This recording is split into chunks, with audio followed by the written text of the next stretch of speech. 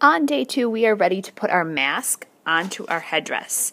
So, mask is now gold, and we need to figure out how to get this on here.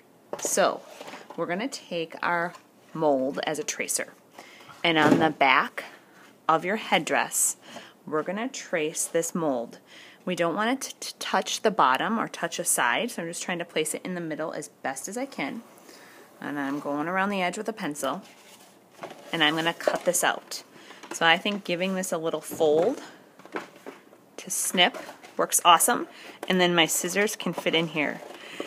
If you cut a little bit in the inside of where you traced, so that just means I'm not cutting on the pencil line, I'm cutting it a little bit smaller. It's always best to have it too small, and we can cut it bigger, but we can never really make it smaller. Now our mask is going to fit in there.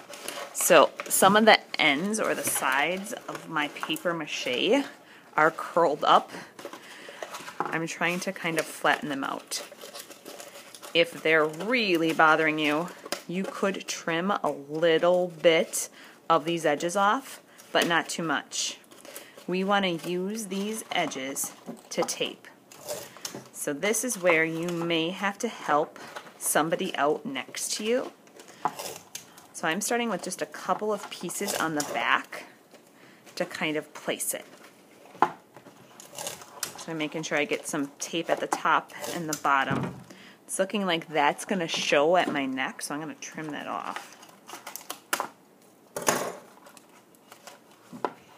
And now I'm going to just keep doing this so that I have tape all around.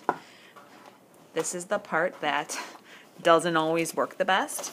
If you flip it over and push on the front, that's going to get that tape to stick. So I'm going to do more tape. I might even make X's or T's or crisscross the tape as I go around.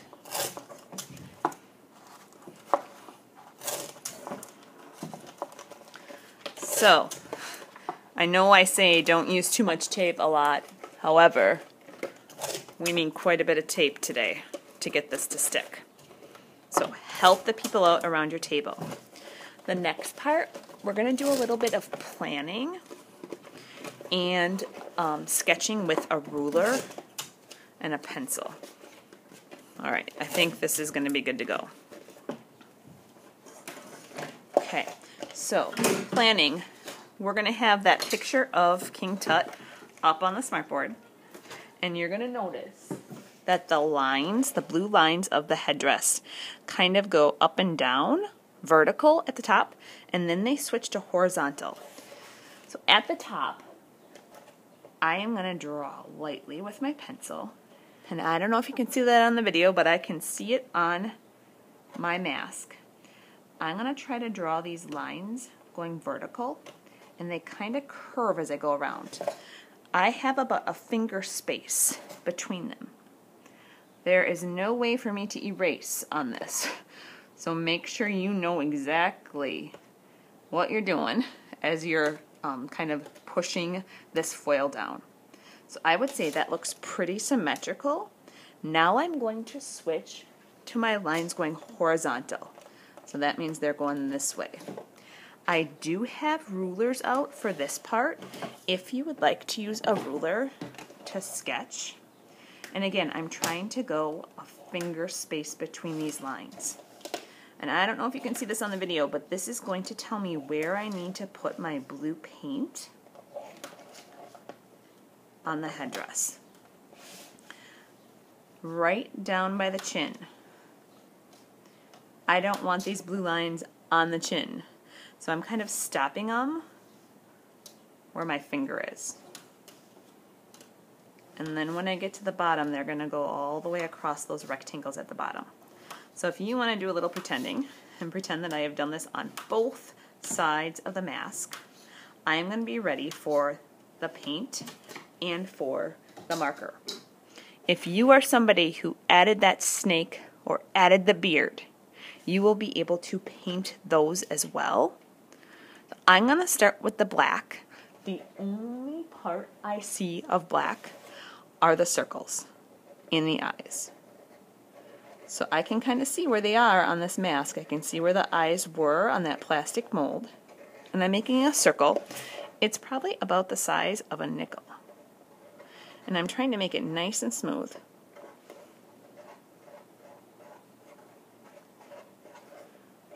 And I'm going over it a couple times just to make sure it's nice and dark.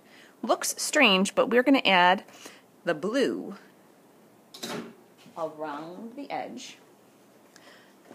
And my paintbrush just rolled in my blue paint, so I will be right back to add that blue. Before you start with the blue paint, I would suggest kind of drawing the shape of the eye with pencil, gently. And then that little bit of makeup mark, eyeliner that goes outside, could help too. You can also add the eyebrows in with pencil.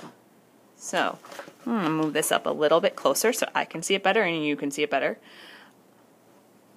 The blue paint. The eyebrows have the shape of a rainbow. So I'm going super slow, trying to make this nice and smooth. My paint is going to also outline the eye shape.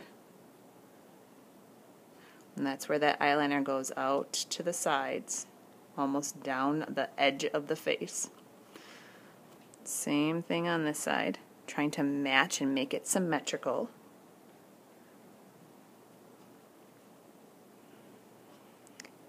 There's no paint on the nose.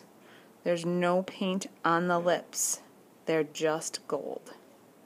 Little bit of eyeliner on the side there.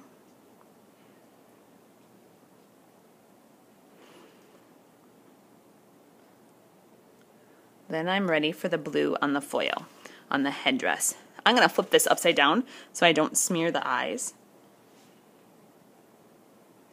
I want to take my time on these lines and I want to try to make them really solid blue. They're thin lines. The lines of this blue should be thinner than the gold.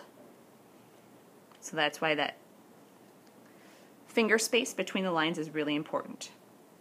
So I'm going to keep painting these, and when I come back you will see a finished headdress.